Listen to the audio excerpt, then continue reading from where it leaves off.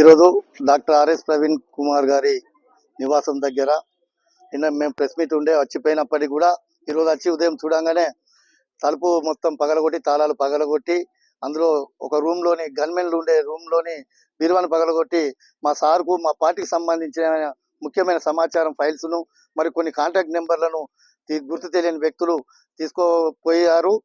వీటి విషయంలో మేము పోలీసు వారికి ఫిర్యాదు చేయడం జరిగింది.